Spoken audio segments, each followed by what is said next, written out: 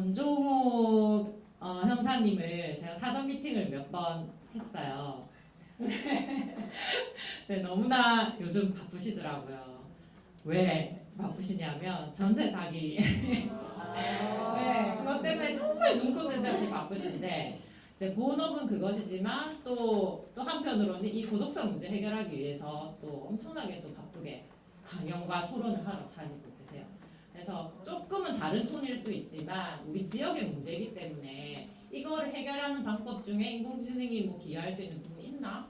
없나? 이런 것들 좀 생각하면서 들어보시면 좋을 것 같습니다. 큰 박수로 모시겠습니다.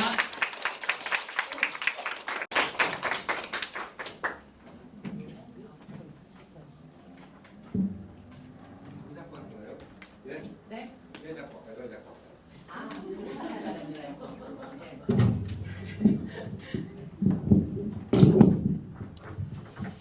조경숙님께서 이야기를 하는 게 분명 한국말인데 저는 하나도 알아들을 수 있는 게 없는 거예요.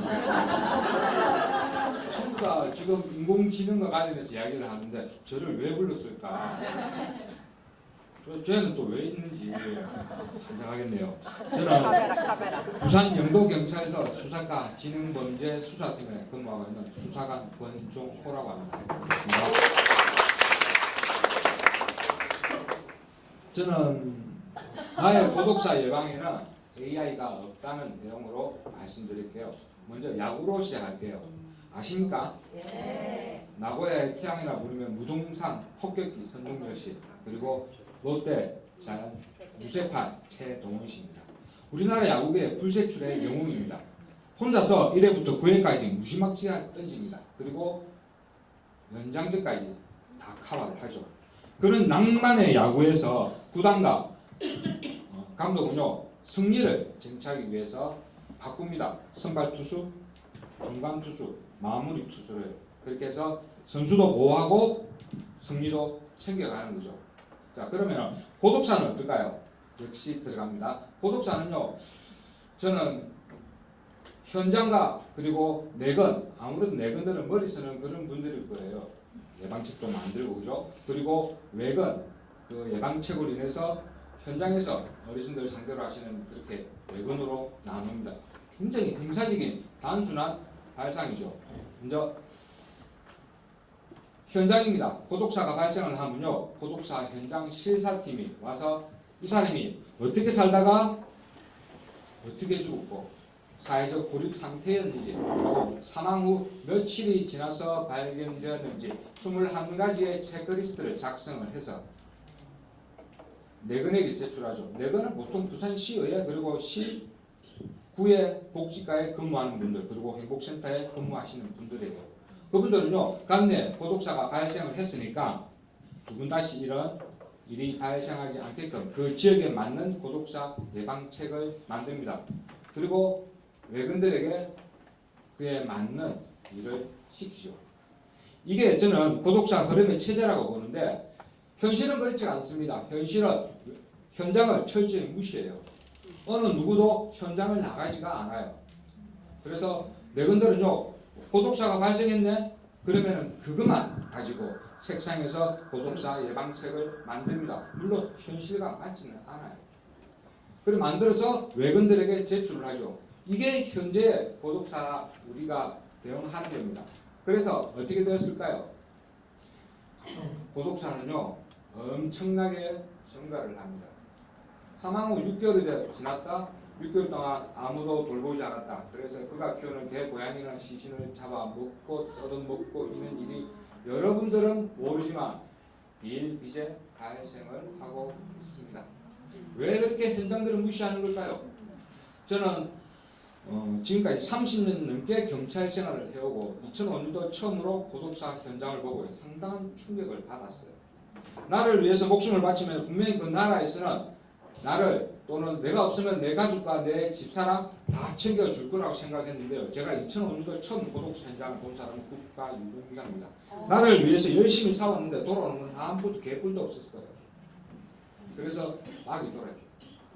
그리고 계속 지켜보니까요, 고독사가 계속 증가를 해요. 심각해요. 그래서 저는 통계도 작성을 하고 그리고 예방책도 만들어서 부산시와 그리고 16개의 지자체, 대한민국에는 228개의 각 지자체에 모두 다 보냈습니다. 아무도 관심을 안 가져주는 거예요. 오히려 유언비어를 퍼뜨리는 자기 간내는 고독사가 한 건도 발생하고 없는데 내가 막 생겼다고 떠들어다니는 유언비어를 퍼뜨리는 그런 놈으로 취급을 했습니다. 왜 현장을 무시하는 걸까요? 현장에 가면요 많은 답을 들을 수가 있어요. 2018년도 1월 1일부터 8월 11일까지 저는 부산 시내에 2,373건의 변사가 있었습니다. 그 중에서 사망 후 3일이 지난 고독사로 추정되는 169건의 현장을 모두 다 임장을 했습니다. 그리고 그들이 어떻게 살다가 죽었는지, 왜 죽었는지, 어떠한 정책이 있었다면 이 사람은 고독사를 피할 수 있었는지를 파악을 했죠. 침묵의 고독사입니다. 그러나 현장은 많은 이야기를 해요. 그들이 남긴 말을 듣고 저는 고독사 예방책을 만들어 보았습니다. 그들은 무엇을 남기고 싶었을까요? 지금은 여러분들은 매스컴을 통해서 고독사는 65세 이상의 어르신들보다 65세 미만의 사람들이 더욱더 많이 발생을 한다는 것 들어서 알고 있을 겁니다. 그리고 고독사 대책으로 촘촘한 사회관계만 들어서 알고 있을 겁니다. 저는요 2018년도 고독사 통계를 내면서 그러한 사실을 알았습니다. 복지에 대해서 전혀 모르는 저도요 통계를 통해서 반 전문가가 되더라는 겁니다. 아까는 다 외웠는데요. 저것도 모를 수가.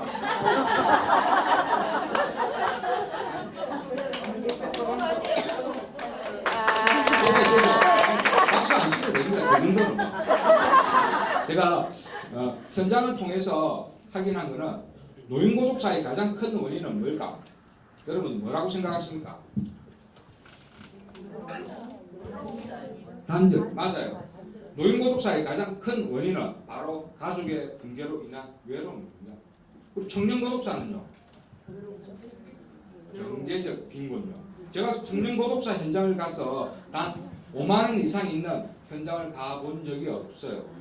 그리고 그 흔한 커피 쿠폰도 하나 발견을 못했습니다. 청년고독사를 이해하기 전에 먼저 청년이 자살을 하는 이유를 알아야죠. 저는 그것까지 현장을 통해서 다 알았습니다. 촘촘한 사회관계망, 촘촘한 사회관계망의 가장 대표적인 것이 뭡니까? 가족이에요. 맞아요. 가족이에요. 그들에게 필요한 것은요, 가족이었습니다. 경찰은요, 참 좋은 게 있어요. 뭐냐면요, 퇴직금을 담보로 대출을 내는 게 아주 쉬워요. 저는 그래서 제 퇴직금을 담보로 2억 5천 이빠이 받아냈습니다. 그래서 사업을 했습니다. 보통 사업은요, 돈 벌기 위한 사업을 하는데 저는 2억 5천을 다 쓰는 사업을 해봤습니다. 사업은요 대박 쳤습니다. 돈을 많이 벌어서 대박이 아니고요. 엄청나게 많은 분들이 자신의 노후 그리고 사후 문제에 대해서 그 말은 가족의 단절이 보여주는 거죠. 아직까지 대출금 잘 내고 있습니다. 저는 65세 이상의 홀로거주자, 비자발적인 1인 가구 그리고 무용고자를 상대로 편안하게 살다가 죽을 권리가 보장되는 그런 사회를 보여주고 싶었습니다. 그렇게 해서 사업을 했고요. 사업은 괜찮았습니다. 저는 이러한 사업을 하면서 로봇 도우미 그리고 AI를 사용해 본 적이 없습니다. 물론 로봇 도우미나 AI를 구입할 정도의 대출금이 많지도 않았고요. 핵심 어디에 두느냐? 어르신들이 무엇을 희망하는 걸까? 무엇을 바라는 걸까? 저는 그게 중점을 뒀죠. 어르신들이 무엇을 원한다고 생각하십니까? 어르신들은요, 자기 집이 땅값이 2배, 3배 올라서 부자가 되는 거 원치 않아요. 진짜요.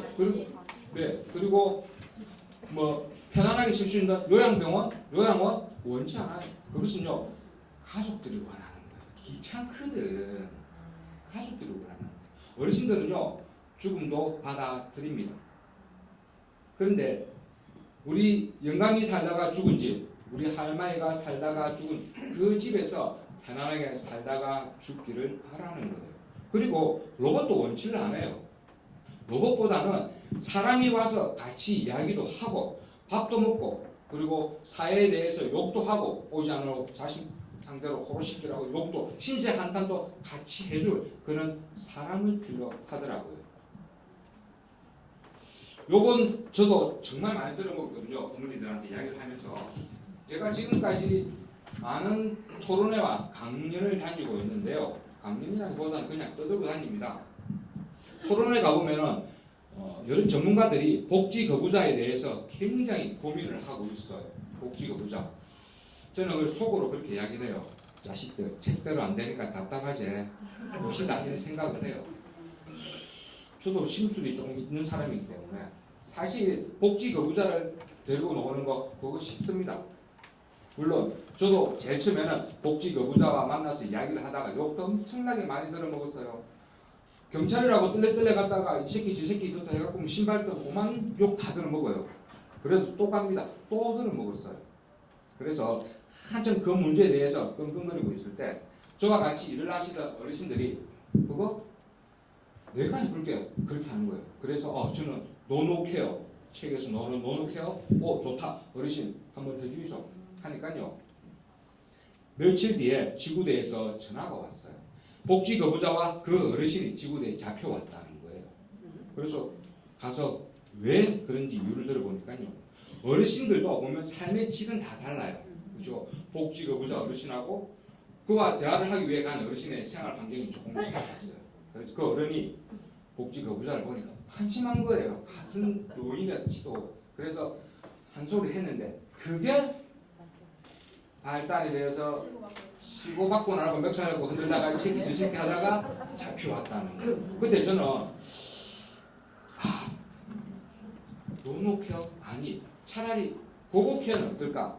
외로운 사람이 외로운 사람을 케어하는 거. 그 어르신의 생활 수준에 맞는 어르신을 보내서 그 사람들이 느끼는 공통점, 그 아픔, 슬픔 그것을 가지고 대화를 하는 건 어떨까?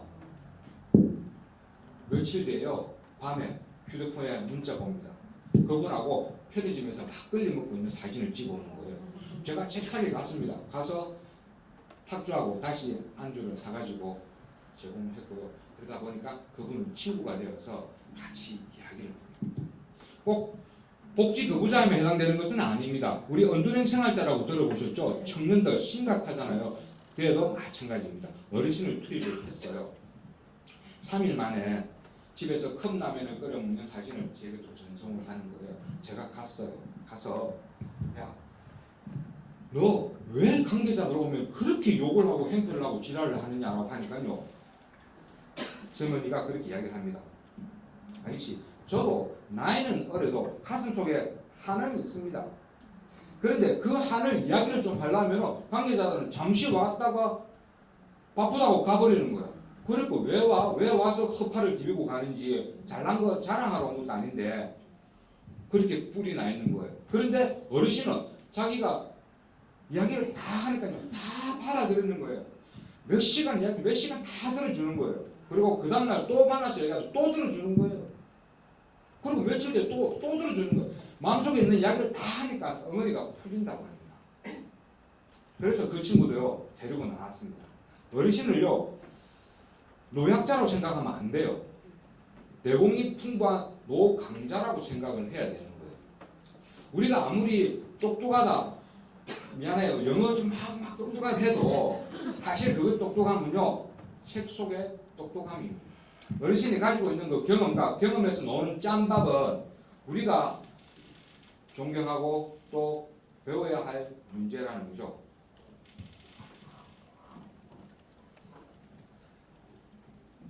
부산시 복지 담당자가 저한테 이런 이야기를 하더라고요.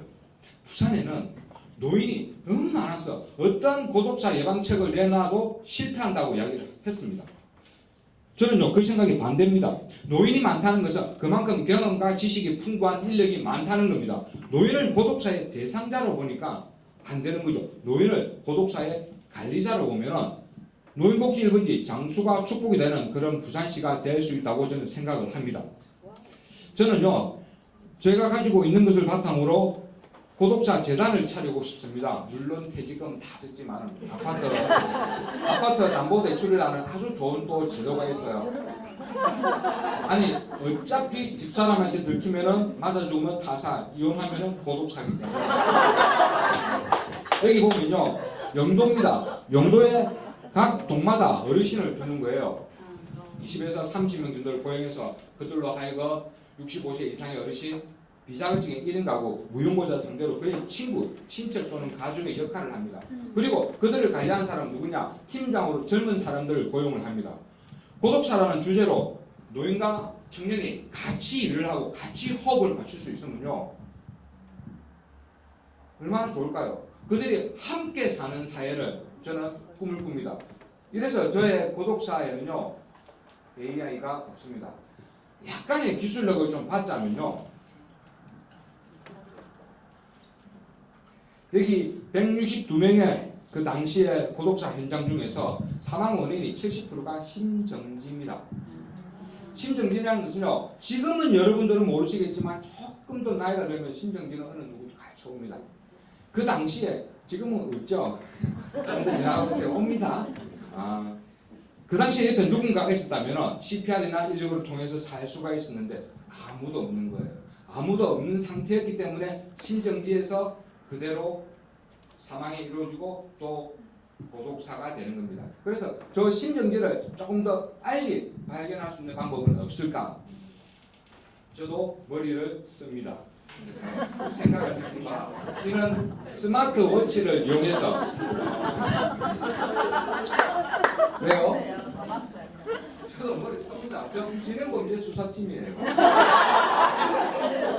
강력반이 아니고 저 전세 사기 대극대 하고 있어요.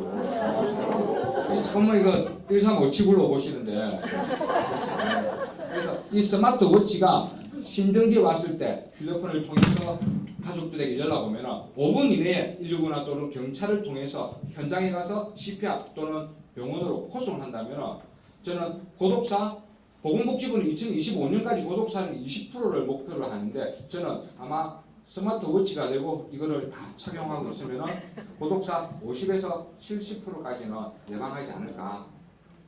그러고 보면 약간 또 AI도 포함이 된다 그죠? 이렇게 완전히 없는 것은 아니고